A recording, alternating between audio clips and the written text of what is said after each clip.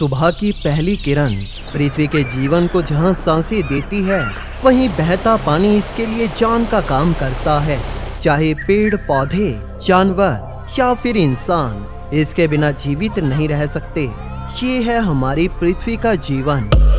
हम इंसान आज अंतरिक्ष में जीवन की तलाश कर रहे हैं। हमने कई ऐसे ग्रहों की भी खोज कर ली है जो कि पृथ्वी के जैसे हैं। क्या उन पे जीवन है? ये एक ऐसा सवाल है जिसे हम शायद जल्द ही जान नहीं पाएंगे, जिसका कारण है इनकी हमसे दूरी, जहां तक पहुंचना हमारे लिए फिलहाल मुमकिन नहीं।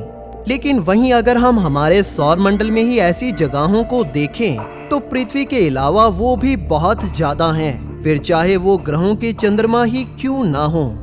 इन्हीं चंद्रमाओं में से एक है जुपिटर का चंद्रमा यूरोपा, जिसकी पत्थर से भी ठोस बर्फीली सतह के नीचे पानी के समुद्र हैं और जहां पर जीवन की मौजूदगी को लेकर कई वैज्ञानिक सहमत हैं। हाल ही में जब हबल स्पेस टेलीस्कोप के डेटा में इसे देखा गया तो पता चला कि ये चांद पानी के वेपर्स के एक लेयर से घिर रहा है। और इससे जुड़ी और खास बात ये है कि ऐसा केवल एक हेमिस्फीयर पर ही देखा गया है, जो कि इसे और भी रहस्यमयी और अजीब बनाता है। इसी के साथ ऐसा कैसे हो रहा है, ये प्रोसेस भी पूरी तरह से कुछ नया है। तो आइए जानते हैं इसके बारे में। यूरोपा जुपिटर के 79 चंद्रमाओं में से 6वां सबसे करीबी और हमारे सौर मंडल का 6वां सबसे बड़ा चंद्रमा। ये एक बर्फ का गोला है जो कि ड्वार्फ प्लैनेट प्लूटो से भी बड़ा है।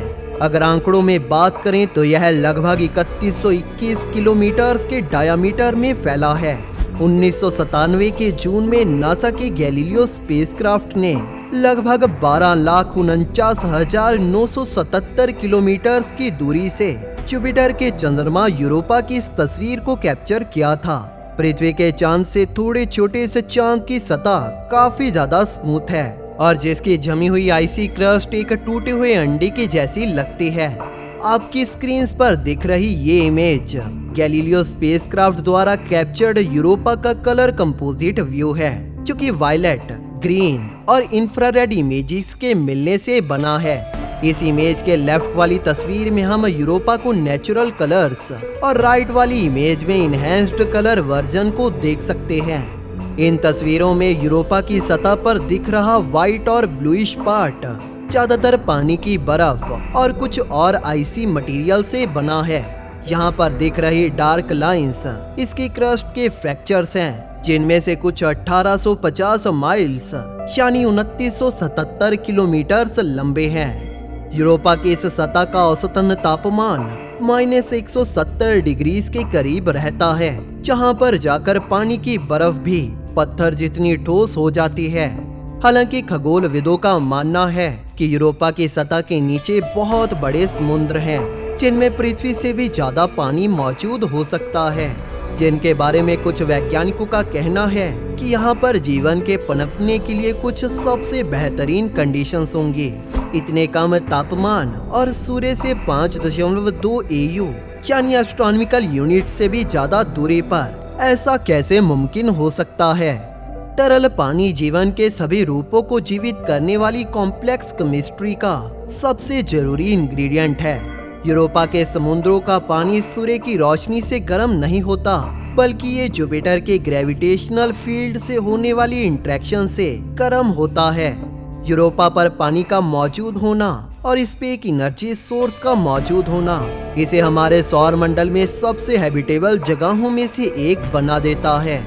इसी के साथ यूरोपा जुपिटर के साथ टाइडली लॉक्ड है, यानी कि यह अपनी एक्सिस पर उसी रफ्तार से घूमता है जिस रफ्तार से ये जुपिटर को ऑर्बिट करता है। इसका मतलब यूरोपा का एक हेमिस्फीयर हमेशा जुपिटर की तरफ फेस करता है और दूसरा हेमिस्फीयर इससे दूर, जैसा कि हमारी पृथ्वी के चांद के केस में भी है। अब हम यूरोपा के बारे में काफी कुछ जान चुके हैं। अब हम जानते हैं कि इसके हबल द्वारा की गई नई और पुरानी डिस्कवरीज के बारे में। 2013 में हबल द्वारा कैप्चर्ड तस्वीरों में हमें यूरोपा की बर्फीली सतह से निकलती प्लूम्स देखने को मिली थी, जो कि पृथ्वी पर दिखने वाले गीजर्स के जैसी थी, लेकिन जो लगभग 100 किलोमीटर की ऊंचाई तक जा रही थी। इन्होंने यूरोपा के एटमॉस्फेयर में वाटर वेपर्स का एक ट्रांसपेरेंट बड़ा गुब्बारा बना दिया था, जहां का एटमॉस्फेरिक प्रेशर यानी वायुमंडलीय दबाव पृथ्वी की तुलना में लगभग 1 बिलियन गुना कम था। हालांकि नई खोज में हबल के 1999 से 2015 तक की ऑब्जर्वेशंस के डेटा के अध्ययन से उन प्लूम्स जितनी ही पानी के वेपर्स की मात्रा यूरोपा में एक बड़े एरिया में फैली हुई मिली, जिसने हमें ये बताया कि यूरोपा के ट्रेलिंग हेमिस्फीयर में ये वाटर वेपर्स वाला एटमॉस्फेयर एक लंबे समय से यहाँ पर मौजूद है। ये ट्रेलिंग हेमिस्फीयर यूरोपा का वो हिस्सा है जो कि इसके ऑर्बिट के मोशन के उलट रहता है। इन दोनों हेमिस्फीयर के बीच की असिमेट्री का कारण क्या है, इसे अभी सही से समझा नहीं गया है। इस नई खोज के लिए नई टेक्निक का इस्तेमाल किया गया, जिसके इस्तेमाल से हाल ही में जुपिटर के ही एक और चंद्रमा गैनीमेड पर भी वाटर वेपर्स को खोजा गया है। इस टेक्निक के इस्तेमाल किए जाने से पहले कंप्यूटर सिमुलेशंस ने यूरोपा पर वाटर वेपर्स की इस असमान डिस्ट्रीब्यूशन की प्रेडिक्शन की थी, लेकिन तब इस पर कोई खास ध्यान नहीं दिया गया था। इस स्टडी को लीड करने वाले KTH royal institute of technology in Stockholm Sweden के लोरेंस रॉथ का कहना है कि गैनीमेड पर वाटर वेपर्स के ऑब्जर्वेशंस और यूरोपा की ट्रेलिंग साइट पर मिली वाटर वेपर्स की ये स्ट्रेंज डिस्ट्रीब्यूशन हमारी मदद इन बर्फीले चंद्रमाओं को और बेहतरीन तरह से समझने में करेगी। यूरोपा की सतह पे मिली पानी की भरमार हमारे लिए काफी चौंकाने वाली है, क्योंकि यूरोपा की सतह का औसतन तापमान बेहद कम है। इस खोज के लिए लॉरेंस रॉथ ने हबल डेटा सेट की गहराई से जांच की। उन्होंने यूरोपा की 1999, 2012, 2014 और 2015 में की गई अल्ट्रावायलेट ऑब्जर्वेशन का इस्तेमाल किया, जिस दौरान यूरोपा अपनी अलग अलग ऑर्बिटल पोजीशंस यानी अपने ऑर्बिट के अलग अलग पॉइंट पर था। इन सभी ऑब्जर्वेशंस को हबल में लगे सबसे वर्सटाइल इंस्ट्रूमेंट यानी अलग अलग तरह से इस्तेमाल किए जाने वाले instrument the space telescope imaging spectrograph की मदद से किया गया था। इस STIS द्वारा की गई सभी अल्ट्रावायलेट ऑब्जर्वेशन से रॉथ ने यूरोपा पर ऑक्सीजन की भारी मात्रा को पाया, जो कि पानी का एक मुख्य तत्व है। यूरोपा के एटमॉस्फेयर में ऑक्सीजन को देखकर और अलग अलग वेवलेंथ की इमिशंस का इस्तेमाल करते हुए उन्होंने वहां पर पानी की मौजूदगी का पता लगाया। यूरोपा पर मिले वाटर वेपर से जुड़ी पुरानी ऑब्जर्वेशन में इन वाटर वेपर्स का ओरिजिन इसकी बर्फीली सतह से निकलती प्लूम्स थी, जो कि पृथ्वी पर निकलने वाली गीजर्स के जैसी रहती हैं, लेकिन जो यूरोपा की सतह से 100 किलोमीटर ऊपर तक चली जाती हैं। इस नई स्टडी में रॉथ ने हमें ये बताया कि यूरोपा पर इस तरह से वाटर वेपर्स का एक बड़े इलाके में भरपूर मात्रा में मिलना हमारे लिए गैनीमेड से ज्यादा सरप्राइजिंग इसलिए है क्योंकि यूरोपा का सरफेस टेम्परेचर गैनीमेड से भी ज्यादा कम है। इसी के साथ यूरोपा गैनीमेड के मुकाबले ज्यादा लाइट को रिफ्लेक्ट करता है, जिस वजह से इसकी सतह का औसतन तापमान गैनीमेड से 60 डिग्री फ़ारेनहाइट तक कम है। इसके कम तापमान होने के बावजूद भी वाटर आइस किसी तरह से वाटर वेपर्स को बना रही है, जिसमें इसके सतह पर सॉलिड सीधे लिक्विड फेस में जाए बिना वेपर्स में बदल रहा है, जैसा कि हाल ही में गैनीमेड पर देखा गया है। लॉरेंस रॉथ का कहना है कि रिजल्ट फ्यूचर में जुपिटर के चंद्रमाओं पर जाने वाले मिशंस के लिए उनका ग्राउंड वर्क तैयार करेंगे।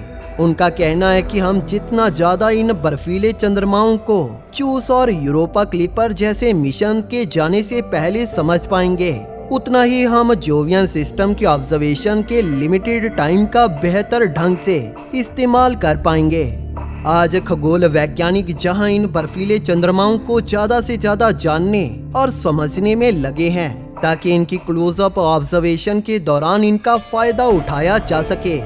ESA यानी यूरोपियन स्पेस एजेंसी अपने जुपिटर आईसी मून एक्सप्लोरर या कहें तो जूस मिशन को तैयार करने में लगा है, जो कि जुपिटर के तीनों बड़े चंद्रमाओं गैनीमेड, कैलेस्टो और यूरोपा का बारीकी से अध्ययन करेगा और जिसके 2022 तक लॉन्च होने की संभावना है और जो 2031 तक जुपिटर पर पहुंच जाएगा, जिसके बाद ये अपने आधुनिक इंस्ट्रूमेंट से जुपिटर का अध्ययन करेगा। इस जोस मिशन के साथ साथ यूरोपा पर नासा का एक मिशन यूरोपा क्लिपर भी भेजा जाएगा, जो कि यूरोपा के फ्लाईबाइज करेगा और इस पर हैबिटेबिलिटी और फ्यूचर मिशंस की लैंडिंग के लिए लैंडिंग साइट की भी खोज करेगा। ये नई डिस्कवरी और जूस जैसे मिशन से मिलने वाला नया डेटा हमारे सौर मंडल में हैबिटेबल इन्वायरमेंट की हमारी अंडरस्टैंडिंग में काफी इम्प्रूवमेंट करेगा। जुपिटर और इसके चंद्रमाओं की फॉर्मेशन और एवोल्यूशन की समझ खगोलविदों की मदद जुपिटर जैसे एक्सोप्लैनेट्स को समझने में करेगी। तो कुछ इस तरह से हबल ने जुपिटर के चंद्रमा यूरोपा पर वाटर वेपर्स को एक बड़े इलाके में भरपूर मात्रा में पाया। आपका इसके बारे में क्या कहना है, हमें नीचे कमेंट सेक्शन में जरूर बताइए। अगर आपको ये वीडियो पसंद आई तो इसे लाइक और शेयर जरूर करें और इसी तरह की वीडियोस देखने के लिए हमारे चैनल को सब्सक्राइब जरूर कर लें, ताकि नई वीडियोस की नोटिफिकेशन आपको अपलोड होते ही मिल जाए। Thank you for watching. दोस्तों, इस वीडियो को अंत तक देखने के लिए आप सभी का धन्यवाद।